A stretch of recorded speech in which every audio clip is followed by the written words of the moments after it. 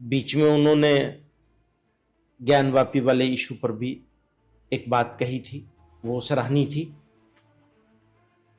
दूसरी बात अभी भी उन्होंने कुछ कही है, उनमें कई बातें ऐसी हैं जिनके ऊपर हम लोग डिस्कस कर सकते हैं। जो उनका ये कोशिश है उसको सराहा जाना चाहिए। किसी भी समझौते का, तथाकथित या किसी वार्ता का हम लोगों को कोई फर्क नहीं पड़ता। इसलिए हम लोग अपनी लीगल लड़ाई में आगे बढ़ेंगे और किसी भी तरह के कॉम्प्रोमाइज की टॉक्स पे, कॉम्प्रोमाइज की टेबल पे नहीं बैठेंगे। बातचीत तो सबसे उत्तम रास्ता है मतभेद बढ़ाने का और खत्म करने का। अगर ये पहल मदनी जी की तरफ से है तो कहा जाए कि अच्छी सोच है उनकी। वार्ता का नाटक करके यह मुकदमे को ढीला करना चाहते हैं, इसकी कार्रवाई को अवरुद्ध करना चाहते हैं। संवाद का तो हमेशा सतत प्रयास चलता ही रहना चाहिए विपरीत परिस्थितियों में। किनमें समझौते की वार्ता चल रही है, इस बारे में मुझे कुछ नहीं मालूम है। तो मैं इतना स्पष्ट कर देना चाहता हूं कि मैंने और मेरी लीगल टीम ने उन सारी मंदिरों को जिनको तोड़कर मस्जिदें बनाई गई हैं गुलामी काल में, उन एक एक को वापस लेने के लिए हम आगे बढ़ चुके हैं। हमारा प्रण है, संकल्प है और ईश्वर के नाम पर निकल चुके हैं और एक भी मंदिर छोड़ने का सवाल नहीं आता।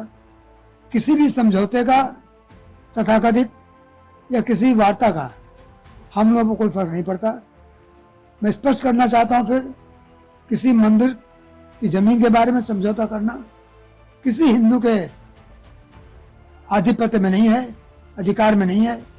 तो जमीन मंदिर की भगवान की होती है और भगवान की जमीन के बारे में कोई मनुष्य समझौता करके दूसरे को नहीं दे सकता। जो मंदिर एक बार बन चुकी है वो मंदिर है, आज भी है।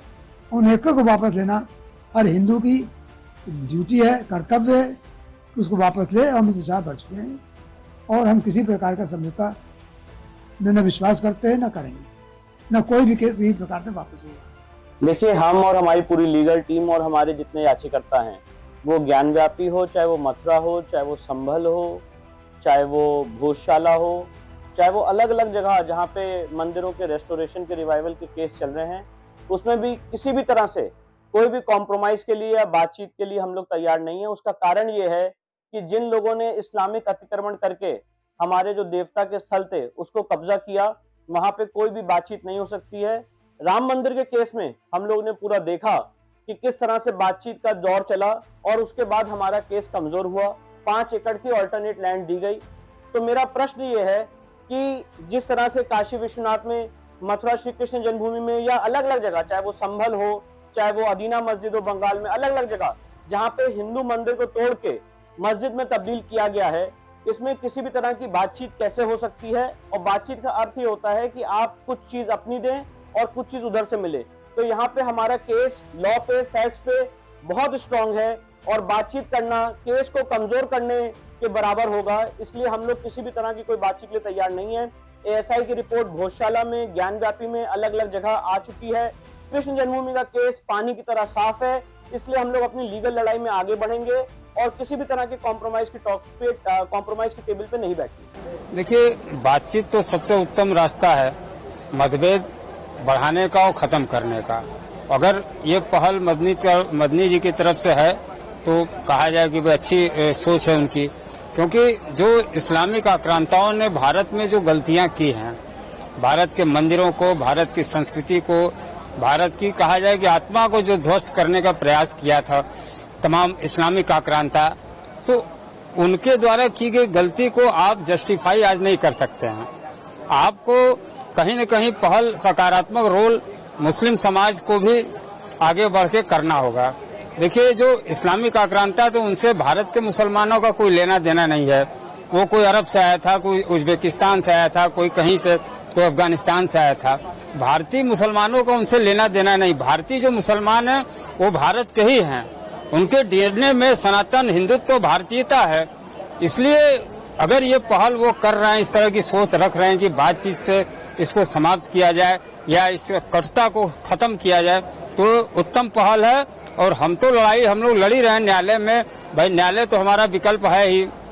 जितने हमारे मठ मंदिर हैं, हम लोगों का प्रयास है कि अधिक से अधिक, चाहे वो ज्ञानवापी हो, चाहे मथुरा हो, चाहे अन्य भी जो मंदिरें हैं जो आक्रांताओं ने ध्वस्त किया था, उसको हम रिवाइव करें और पुनः खड़ा करें। हमारा न्यायालय में प्रयास चल रहा है। न्यायालय के माध्यम से हम संवैधानिक तरीके से हम लोग लड़ रहे हैं, और अगर बातचीत का रास्ता अगर वो पहल कर रहे हैं तो ये स्वागत योग्य है और पहल करना चाहिए। दोनों पक्ष अगर बैठ सकते हैं तो बैठ जाएं, कहीं कटता नहीं है। ये मंदिर मठ भी उन्हीं का है, मुसलमान इससे अपने आप को अलग न समझें। भारत के जो मंदिर है, मठ है, संस्कृति है, भारतीय है, सब मुसलमानों का है। ये अरब की संस्कृति नहीं है। आज से 10 साल, 20 साल, 50 साल, 100, 200, 500 साल पहले वो भी हिंदू थे, उनके भी पूर्वज हिंदू थे। वो हो सकता है किन्हीं कारणों से वो कन्वर्ट हुए हैं, वो एक अलग विषय है, लेकिन ये मंदिरें उनके भी हैं। राम कृष्ण बुद्ध हो, नानक हो, महावीर हो, सब उनके हैं। उन्हीं के वंशज आज हम सब हैं, चाहे हम हो हिंदू हो, चाहे मुसलमान हो, चाहे ईसाई हो। तो मदनी साहब जो अगर इस तरह के उनके संगठन ने, जमात उलेमा हिंद ने अगर ये पहल किया है, उनके यहाँ अगर ये सोच पंथी है कि बातचीत से कटता कम किया जाए, तो अच्छी बात है, होना भी चाहिए। देखिए, सबसे पहले मैं मदनी जी को कह रहा हूँ कि ये खाली बात से कहना चाहते हैं कि रियल में करना चाहते हैं। यदि रियल में करना चाहते हैं तो एक बार वो ज्ञान माफी परिसर का स्वतः आकर के निरीक्षण करके देख लें कि क्या वह वार्तालाप कहीं गुंजाइश है। चीख चीख करके वहाँ दीवारें कह रही हैं कि मंदिर के भवनावशेष पर मस्जिद बनाने का प्रयास किया गया। अंग्रेज के समय अंग्रेज का जो जिलाधिकारी थे, उन्होंने लिख करके दिया कि यह हिंदुओं का मंदिर है, हिंदुओं को सौंप दिया जाए। एएसआई सर्वे हुआ, साधारण सर्वे हुआ, सब में मंदिर के साक्ष्य मिले। अब इसमें वार्ता करने की क्या है, कुछ रह गया है? अरे वो जाकर के सीधे एक बार दर्शन करें और अपने मजहब के लोगों को समझावे कि हिंदुओं को सौंप दें। अब वार्ता वहाँ होती है जहाँ कुछ अवशेष मस्जिद और मस्जिद दोनों के होते हैं। वहाँ पर अगर आप, आज भी मैं कह रहा हूँ, फोटो भी देखे होंगे, आप लोगों के न्यूज द्वारा भी दिखाया जा रहा है कि जिसको मस्जिद कहते हैं उसका पश्चिमी द्वार चीख चीख के कह रहा है कि मैं मंदिर का अवशेष हूँ। खंडहर बता रहा है कि मंदिर का अवशेष हूँ। दीवारें पर घड़ी, घंटा, कलश, हाथी बने हुए हैं। जो एएसआई सर्वे में कम से कम 850 पेज का रिपोर्ट लगाया गया है, उस उन्होंने स्पष्ट लिखा अपने फाइंडिंग में कि मंदिर के अवशेष पर मस्जिद बनाने का प्रयास किया गया। तो उसका पढ़ लें, साधारण सर्वे पढ़ लें, एक बार दर्शन कर लें। तो अगर उनको वार्ता जैसा लगता हो तो वार्ता करना कहीं से कोई दिक्कत बुरा नहीं है, लेकिन वह हिंदुओं को सौंप दें और सौंप करके भाईचारा का निबंधन करें, नहीं तो विथ कास्ट उनको सौंपना पड़ेगा। मामला तो कोर्ट में है, कानूनी लड़ाई आप लोग लड़ रहे हैं।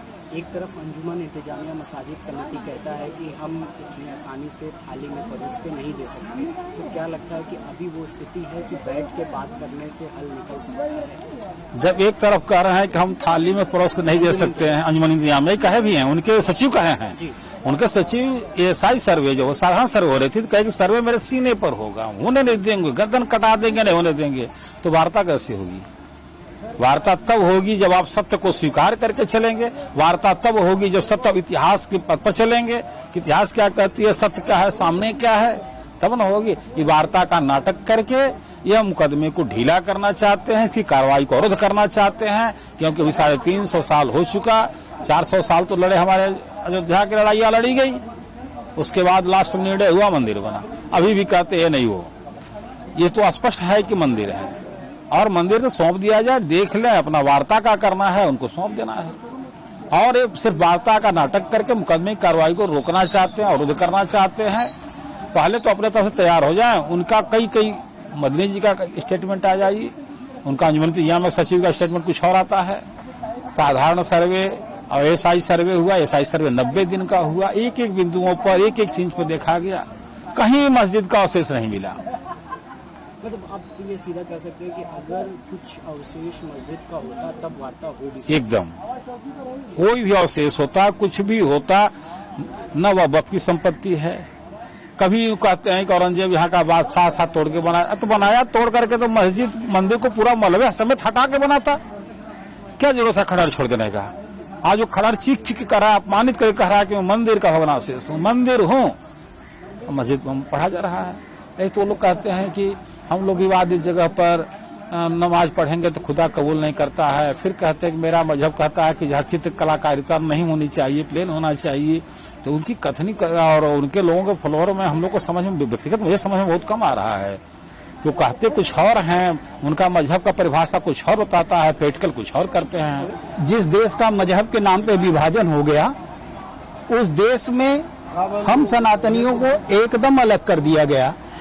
इस विषय पर अयोध्या, मथुरा, काशी के अलावा बहुत से ऐसे मंदिर हैं जो हमारे सभ्यतागत मानदंड के आधार स्तंभ रहे हैं, उनको कैसे छोड़ा जा सकता है?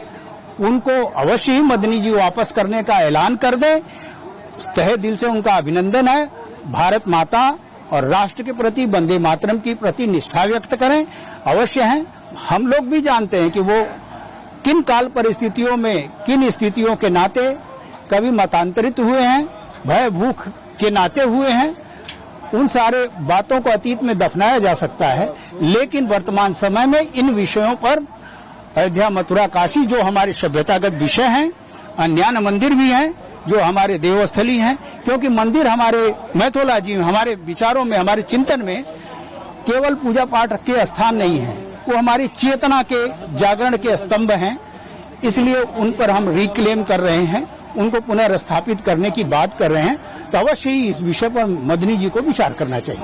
एक तरफ जहां अंजुमन इंतजामिया मसाजिद कमेटी कहता है कि हम थाली में परोस के नहीं दे सकते, दूसरी तरफ ये कहते हैं बैठ के बात करते हैं। ये सब अंजुमन इंतजामिया मसाजिद हो या मथुरा के केस में जहां हम कॉन्टेस्ट कर रहे हैं, इन दोनों ही विषयों पर जो भी फ्रेंड हमारे प्रतिपक्ष हैं, वो सब मुहरे मात्र हैं। उनको इंटरनेशनल फंडिंग है, उनके सहयोग है, मॉरल सपोर्ट मिल रहा है, हर तरह का उनको वैधानिक सपोर्ट मिल रहा है, और बड़े से बड़े लायर उनके साथ आकस्मिक कैसे खड़े हो जा रहे हैं भाई, बिना पैसे के, बिना सपोर्ट के। तो उसके पीछे बहुत बड़े साजिश है, षड्यंत्र है। उसका समाधान करते हुए अगर खुले दिल से आ रहे हैं तो स्वागत है। और इस विषय पर हम देश के विभाजन के बाद एक देश पहला 15 अगस्त 1947 को पाकिस्तान बना, एक इस्लामिक राष्ट्र बना, और सन 1971 में जो दूसरा देश बना बांग्लादेश, वह भी इस्लामिक राष्ट्र बना। तो हम अपने को कितने तह तक जाके, कितने स्तर पे जाके बिखेरते रहेंगे, तोड़ते रहेंगे।